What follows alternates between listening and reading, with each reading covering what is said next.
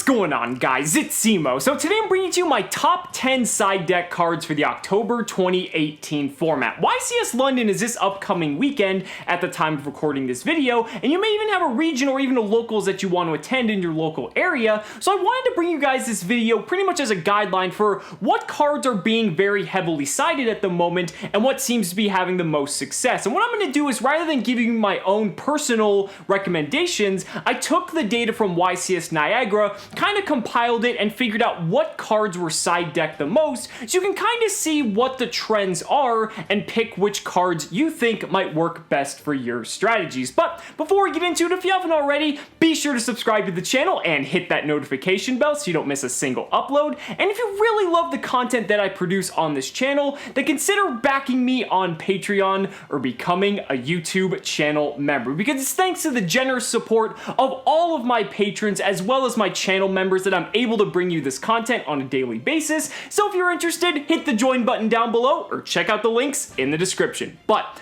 without further ado, let's go ahead and get right into it. Starting off with number 10, we've got Imperial Order. So Imperial Order, ever since it came off the Forbidden and Limited list, even with its errata, it's still one of the craziest cards in this game, especially when we have a meta that just came out of being essentially Sky Striker having such a dominating presence. Kind of makes sense that Imperial Order is still in here, right? Well, so pretty much this is going to be for your Sky Striker matchup if your meta may be comprised of a lot of Sky Striker. But what's interesting is that even with that being the case, we saw that at YCS Niagara, Sky Striker is actually on the decline. Now, we'll have to see at YCS London if players decide to readjust, but it's still definitely a very powerful card nonetheless. Also to consider that with Thunder Dragons and Goki still being very prominent decks, those decks run like 20 spell cards in their deck anyway, so by having Imperial Order, if you know you're going to go first in games 2 or 3, side decking it in, doing everything you do on your turn, and then flipping up Order to pretty much shut down half of your opponent's deck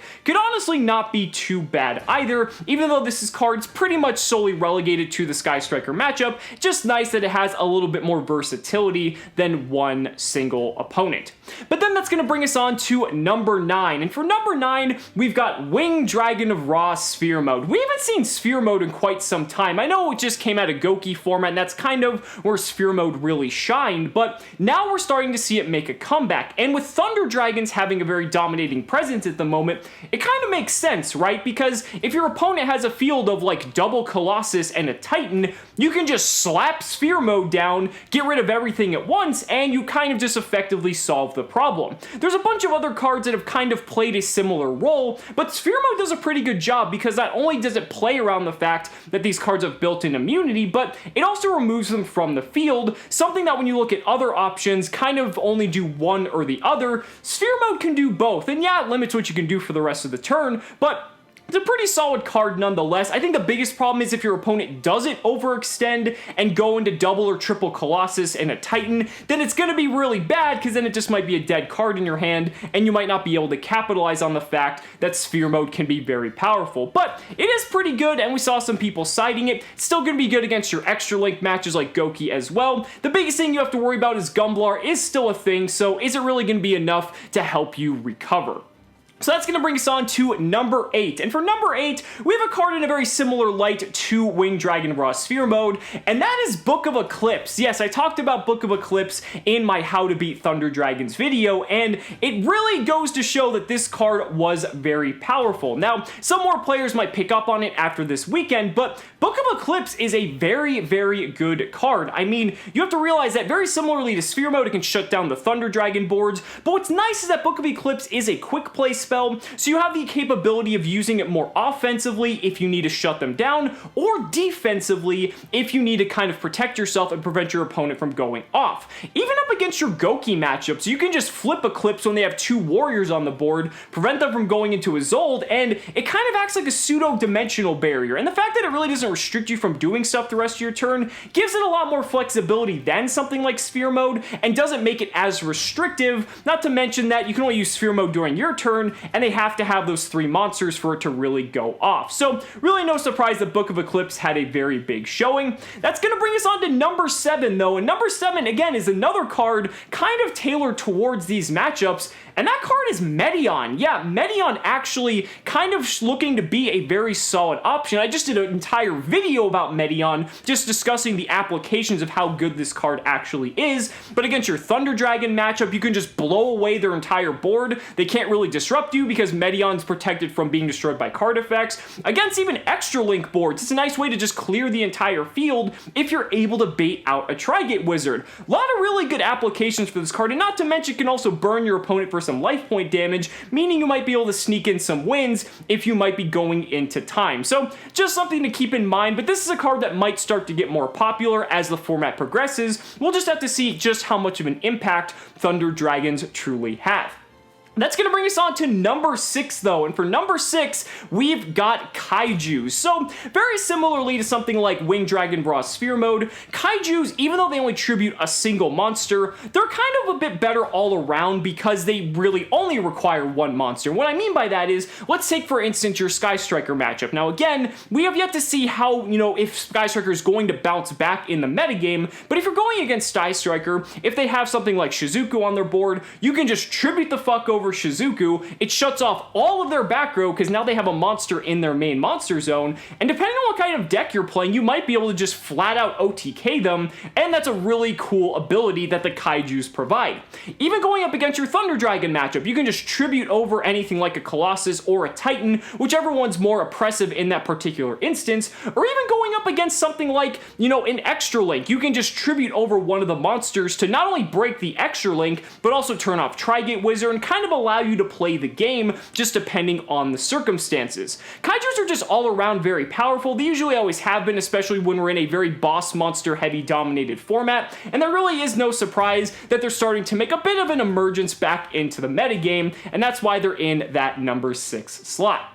That is going to bring us on to number 5 though, and for number 5, we've got Red Reboot. Yes, so Red Reboot kind of makes sense that it's all the way up here because a lot of people really hate trap decks, and with Altergeist kind of being a very popular trap deck, not to mention also has a very decent Thunder Dragon matchup, it really comes as no surprise that a lot of people were side decking Red Reboot. Now, the thing about Red Reboot that makes it so good is that if your deck can easily OTK, and with stuff like Thunder Dragons and Goki and all these other decks, it's really not too difficult for that to happen. Red Reboot can be used so offensively that you can really go in with no fear and most likely kill any trap deck you're going up against. But we even saw that a Paleozoic deck managed to make the top 4 at YCS Niagara. There's Draco still roaming around. There's still plenty of stun decks, and with plenty of overpowered Floodgate cards at your disposal, not to mention something like Evenly Matched, which we're going to get to in a moment. Red Reboot is just an all-around solid card if your deck has the offensive capabilities to be able to capitalize on something as powerful as that. But we already mentioned it, but moving on to number 4, Evenly Matched. Really is no surprise that this card is all the way up here on the list. Evenly Matched has kind of been one of just the most staple side deck cards in the game ever since its initial printing, and for good reason, because Evenly Matched can just completely wipe away an opponent's board, but I think particularly more so in this particular metagame because again, with Thunder Dragons, the fact that they have these built-in protections make it very difficult for you to deal with them in certain ways. So if you have Evenly Matched, you might be able to very much so balance out the playing field. If they have a board of like 2 Colossus and a Titan, you can banish pretty much their entire board, and they're either going to stick with probably the Colossus, but maybe the Titan depending on the circumstances, and that's going to allow you to play the game, meaning you might only need one way to bait out something, or you just might have one effect negator, and then you've still got 4 cards left in your hand to take control of that matchup.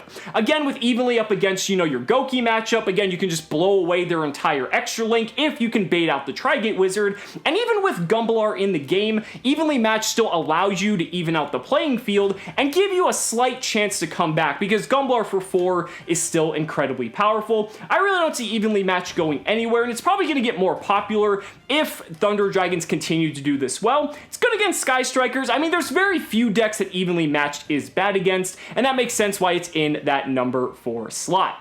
This, however, brings us on to number 3, and for number 3, we have Dino Wrestler Pankratops. Yes, its first premiere event, and it was one of the most side-decked cards of the entire tournament. And like I said, this is the best card in Soul Fusion by far, and it's just, you know, it's Dino Wrestler Pankratops. It's insane. It's a Cyber Dragon. It's actually better than a Cyber Dragon because you can actually control monsters as long as your opponent controls more than you. It puts your opponent in such an awkward position because it immediately has a presence on the board by putting so much pressure with its 2600 attack body, and even if they do anything to try and threaten it, you just tribute it off and pop a card. It can pop Floodgates, it can go toe-to-toe with a Colossus if they don't have anything to banish to protect it. There's just so much upside to this card, and a majority of the players who talked about it in their deck profiles had nothing but good things to say about it. I'm not going to be surprised if this becomes another side deck staple, and it's already looking like that may be the case. Maybe I'll have to do an entire video dedicated to it. We'll just have to wait and see.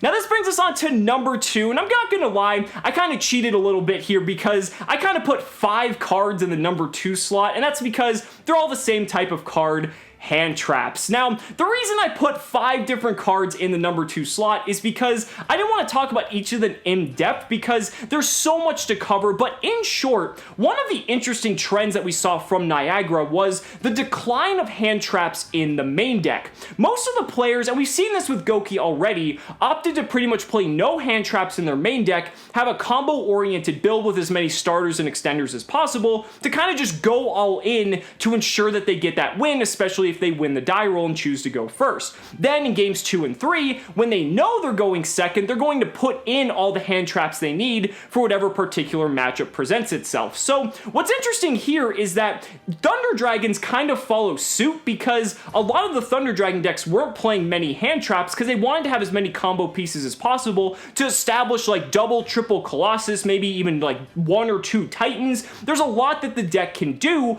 and so we see a very similar trend here, and hand traps got relegated to the side deck.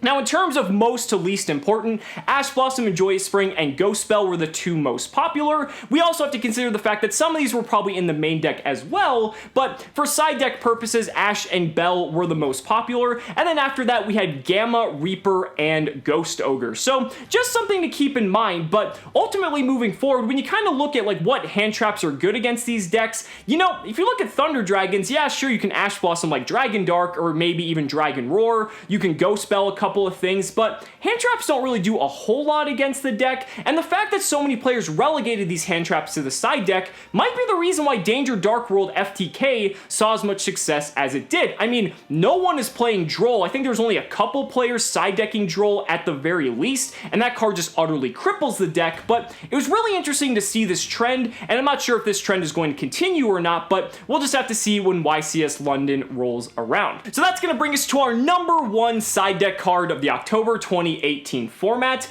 and if you haven't already figured it out, it's actually Twin Twister. Yeah, Twin Twister shouldn't really come as a surprise. This is another side deck staple. A lot of players were also opting to main deck Twin Twister just because of the fact they're very worried about the Altergeist matchup, because Altergeist has the potential to see big numbers, especially with Thunder Dragon in the format, but it was the most side decked card across the entire top cut. Now, this really shouldn't come as a surprise because Twin Twister is as good as it is, but at the same time, it's kind of a card you really have to have, even though it's just bad against a majority of the best matchups. I mean, Goki, it doesn't really do anything. Thunder Dragon, it doesn't do anything. Against Sky Striker, it's pretty good, and against Altergeist as well. And Twin Twister is just good at blowing out any single rogue deck, so it really is no surprise that Twin Twister is in that number 1 slot, so you're definitely going to want to make sure you have those at your disposal. So guys, that's going to do it for the video. Let me know down in the comments what you guys think about any other cards you think are worthy of discussion for side decking in the October 2018 format. I'd really love to hear your thoughts. So guys, thank you so much for watching the video. Be sure to like the video as always, subscribe to the channel for more amazing Yu-Gi-Oh content, and if you found this video helpful, then consider supporting me via Patreon or becoming a YouTube channel member, because just by showing your support in any way that you can, you're investing in my ability to continue bringing you amazing Yu-Gi-Oh content. So thanks so much again, and we'll see you next time.